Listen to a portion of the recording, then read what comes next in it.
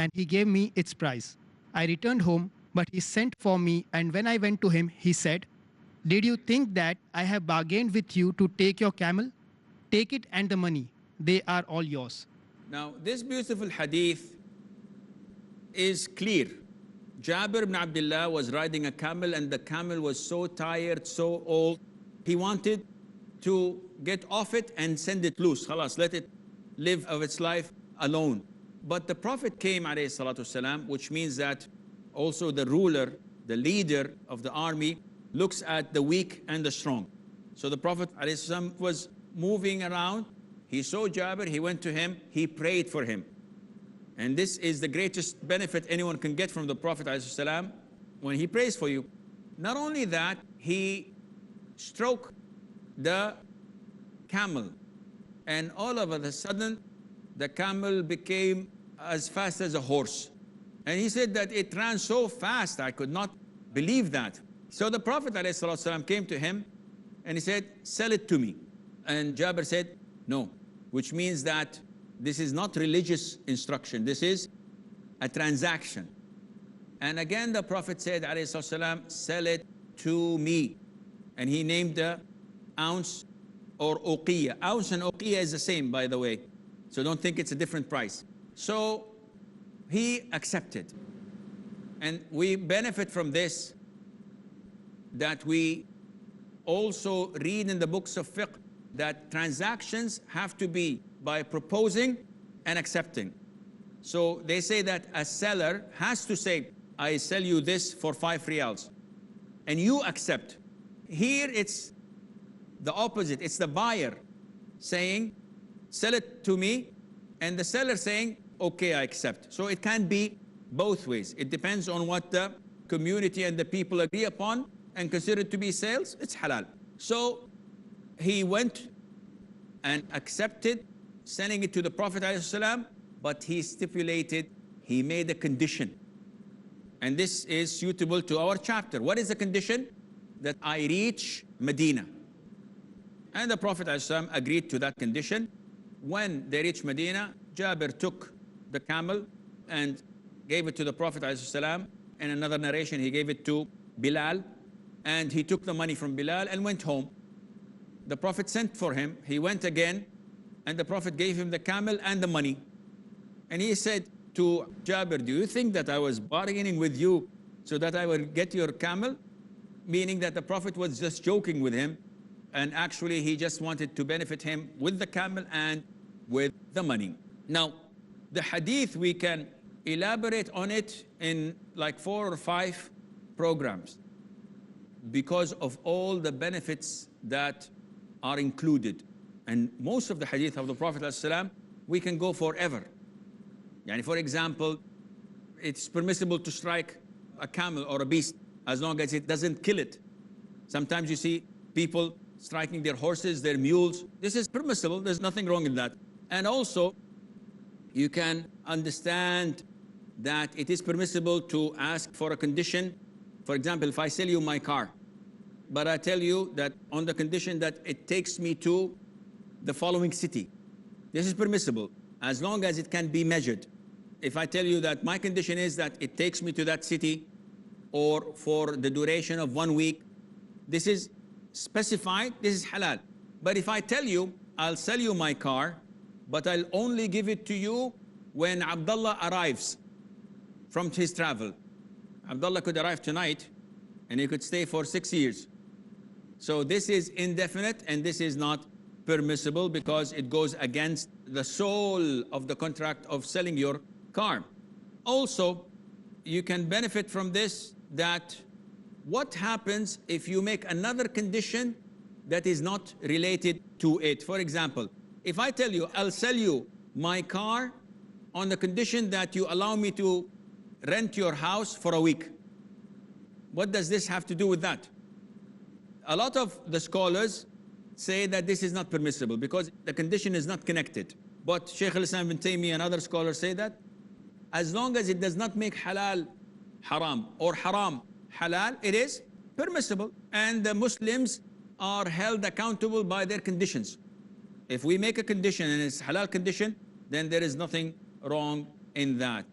And there are so many benefits from this hadith that we can learn from, yet, inshallah, this would do the job for us to learn, generally speaking.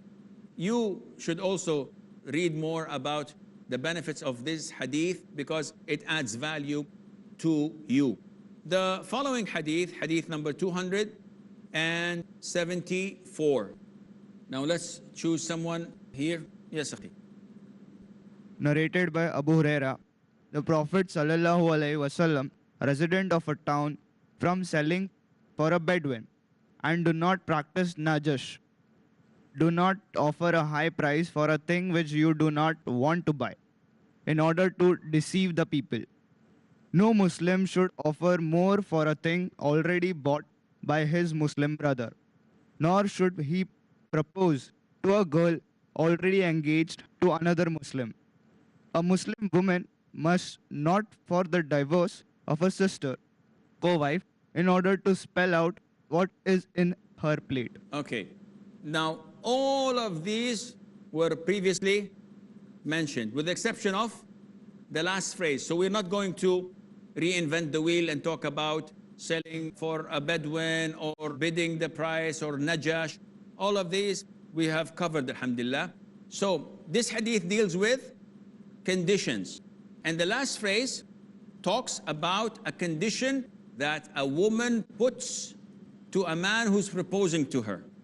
So she is saying that if you want me to marry you, you have to divorce your wife.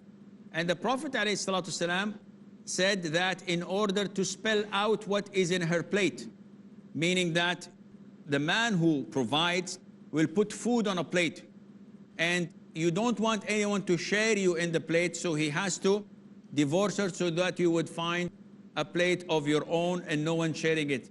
This condition is forbidden. And the Prophet ﷺ said that this is haram, this is something that is sinful, and that this is not part of the conditions that are to be used by Muslims. Why? Because there is harm on your sister. Now she says, okay, but I cannot live with a co-wife. I cannot live with a man who's married. So what is the answer? Don't get married. If this man who's married and proposing, refuse him. Wait until another person who's unmarried will come to you. But to make it as a condition and to ask this man to divorce his wife, this is one of the major sins that Allah Azza wa Jal does not approve of, because it harms a person, especially if that person has a life, has a family, maybe has children, and just because you're selfish, you want him to divorce. No. Either accept being a second wife or a third wife or even a fourth wife, or you have all the right to refuse getting married to him. Now, these two hadiths that we've covered, alhamdulillah, I believe that before the break is due, we can take some of the questions, because I believe that you have a lot of questions to ask. Assalamu alaikum. Salam. Previously, I told that if a man is proposing to a girl, and if the girl can put a condition that you can't marry a second wife after you marry me, so this might injure some other woman, because Islam allows 4 marriages because of various reasons. So why can the girl put this condition? Marriage or polygamy, marrying another wife, is it mandatory, recommended, permissible, not recommended, or forbidden? All 5. All 5 can apply depending on the conditions. And these are known as al-ahkam al-taklifiyya. In usul al-fiqh, you have ahkam taklifiyya and you have ahkam wad'iyya. Things that are related to applicable, authentic, or void or nullified. These are wad'iyya, to do with whether it's accepted or not accepted. And things that are related to the 5 rulings, ahkam taklifiyya, these are that every individual is accountable for. You either have mandatory or forbidden, recommended or not recommended, or permissible, in the middle. So marriage can be one of the five, depending. When a woman makes it a condition and you accept she did not do anything haram and you did not do anything haram, it's like moving her from one city to the other. It's permissible. Your job is to relocate. Is it mandatory? You can take it and you cannot. Likewise with marriage. And we have a short break. Stay tuned and inshallah, we'll be right back.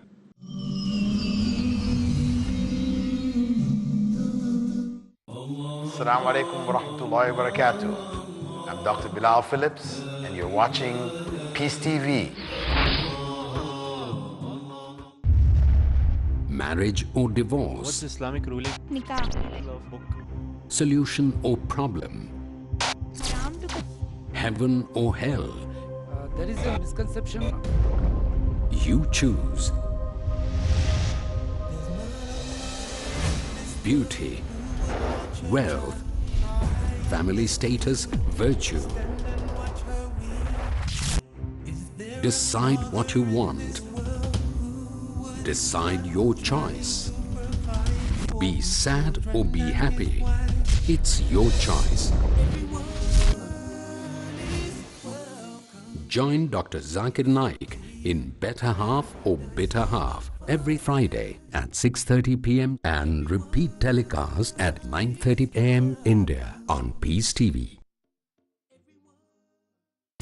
Malik Evangelatos. Somebody has all the material needs at their disposal, Yes. and they're still unhappy. That's when we come in as Muslims to give them the message of Islam. This is the point. Sheikh Karim Abu Zaid. The highest income in the face of this earth is in a country called Sweden. The highest suicide, where? Sweden. Where? Sweden. Shun immorality. Seek forgiveness. Spread righteousness. The hearts of the humans are in between two fingers of Allah. Now if you submit to Allah, Allah will place that serenity, that tranquility in your heart. Let's speed up to please Allah. Your heart finds peace. This is what the people are missing. This is what the people in the West are missing. They are waiting for us to tell them about it. Feel the passion of believers to get the blessings of Allah in Hasten to Goodness. Tomorrow at 5 p.m. and repeat telecast at 3:30 a.m. India on Peace TV. Islam covers all aspects of this life and the hereafter. We begin with the letter A. A is for what? A is for Allah subhanahu wa ta'ala, the creator of the heavens and the earth. The do's and don'ts, the freedom to choose, to decide our way of life. My prayer, my fasting, my zakah, my hajj, my slaughter. As per our wise creator's will or our uncertain human will. Everything is only for Allah subhanahu wa ta'ala. Bilal Ismail. Purification, a super important matter in our Sharia, as we will learn A to Z of purification. Appreciate the holistic approach of Islam in dealing with various affairs of life in A to Z series. Next on Peace TV.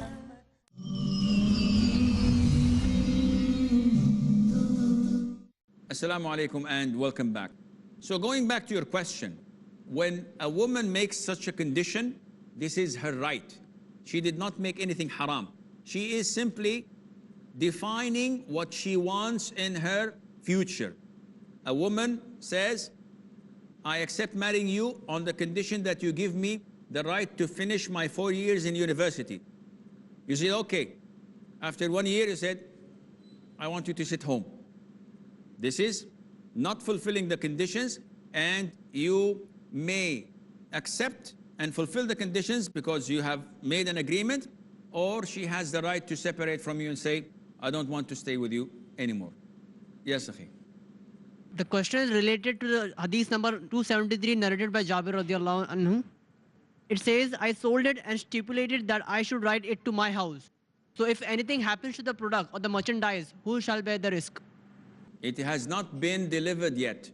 So as long as it is within, now we've said this before, the buyer and the seller, if the seller released and the buyer said, no, I don't want it now. Keep it with you for a couple of weeks, and then I will collect it, and it is destroyed or is killed or is wasted or stolen without any aggression from the part of the seller not taking the proper actions.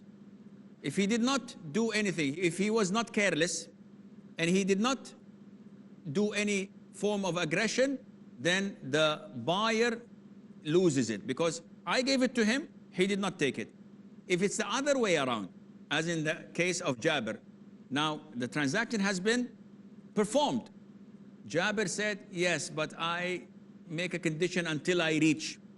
So on the way, if it dies, a heart attack, cholesterol, diabetic, whatever, it dies on the road, then the Prophet ﷺ, or the one who bought it, can claim the money. It died in your watch, it died before I collected it. So it's exactly like the crops. The Prophet ﷺ forbade from selling until they ripe. And he said that if there is something that, a disaster that killed it, an illness or whatever, how do you take your brother's money? Why? Because it's still in my possession and my watch. Another question? Yes, sir. Sheikh, this is a question related to the conditions. Nowadays, we see that in the advertisements that which are shown, they offer good prices, but in the end, they put that, offers, terms and conditions apply. They are not clear. So what advice do you give to the Muslims with regards to this, when the terms and conditions are not been made clear? And the other is, what about the condition of guarantee and warranty period? Okay. First of all, I answer only one question. Second of all, in terms of the conditions the people make, generally speaking, these terms and conditions are made to save them from any liability, from being sued, etc. But the transaction as a transaction is normal. You take this, you pay for it, end of story. For example, you may go to a restaurant that sells coffee mugs, and you will find that on the coffee that if you get burnt or scalded, then this is your responsibility. Be careful, this is very hot, it's very so-and-so. So these are only to save them from being sued or something like that. Secondly, unfortunately, the transactions that are taking place, are they taking place between two Muslims?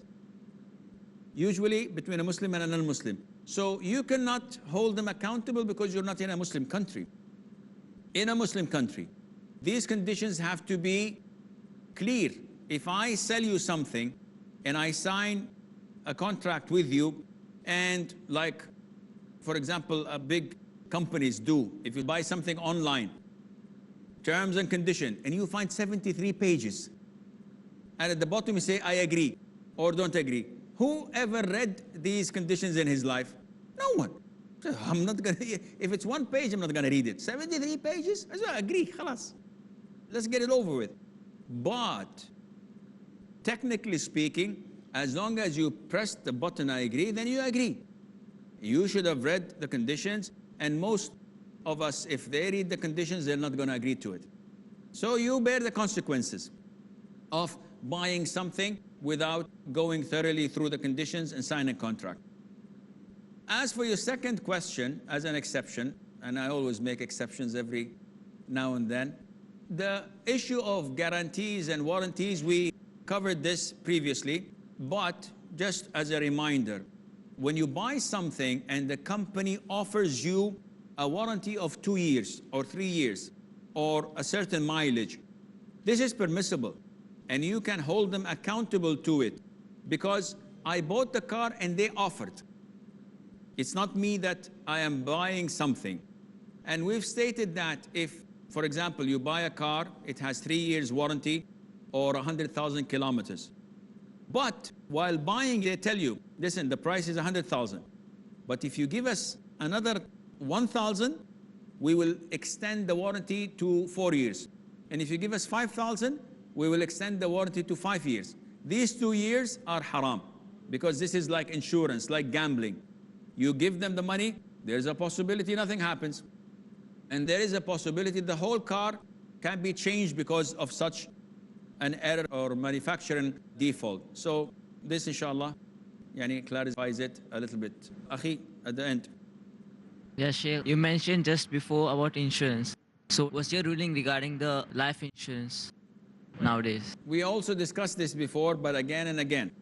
It is not permissible to undergo what's known as commercial insurance, whether it's life insurance, medical insurance, car insurance, property insurance, because this type of insurance involves a lot of ambiguity. Now, when you buy something, you pay 100, you get something for it. In insurance, you are gambling.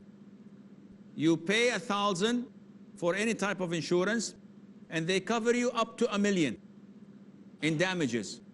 But there is a possibility that throughout the year, you will not need their coverage, so you lose the 1,000. It's like lottery.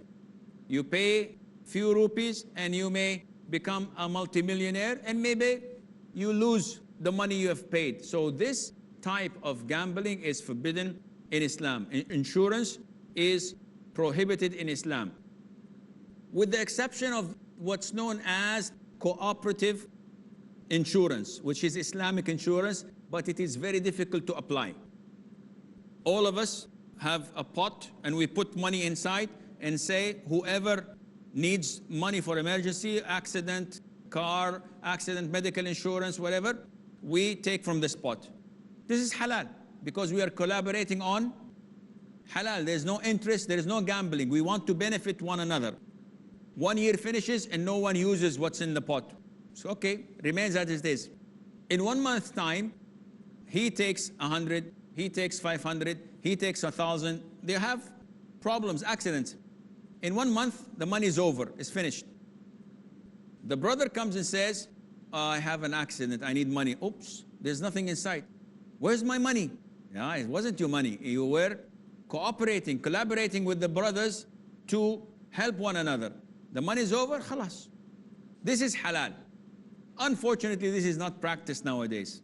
So Islamic insurance is very foggy and it's not something to abide by. The second condition or the second permissibility is when the law enforces you to have insurance, not out of choice.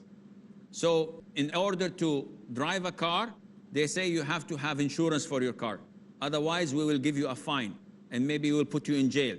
This is something not within my reach. No one tells you, okay, I'm not gonna drive, I'm gonna walk to work, or I'm gonna buy this or that, I'm gonna ride the train. If there are no suitable ways and means for you to transport, then this is permissible for you to give or to take the insurance because of compulsion of need. So you mean to say that all types of insurance, whether it's health, medical? Yes, all types of insurance is haram because the concept is there. You put little,